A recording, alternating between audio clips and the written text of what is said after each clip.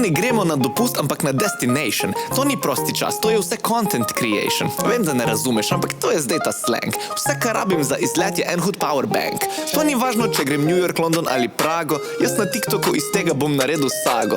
13 rilsov o mojih občutkih s potovanja in vse to preden gremo sploh iz stanovanja. Kam potujem mi v bistvu je kar dosti vseeno. Važno mi je pa, da je eko in zeleno. Kamioni, avioni, to mi je vse bljak. Če lahko izbiram, bi najraje šel na vlak.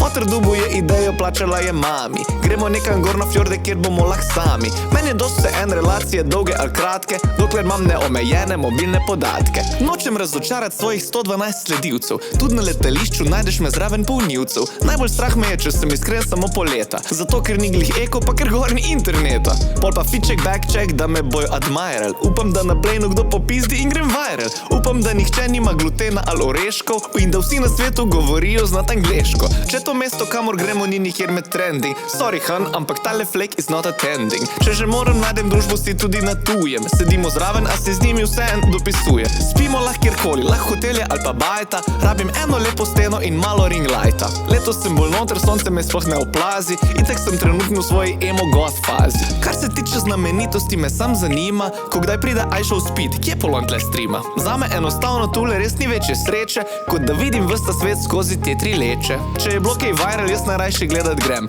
Da se lahko tam vam javim, yo, what's up fam. Glavni trgi in muzeji, cool so mi zares. Sam kot cool ozadje za moj novi TikTok ples. Sem za vse, tudi rad potujem po vsem svetu, ampak en del mene pač je skos na internetu. Mi se imamo lahko res super krasno, fino, fajn.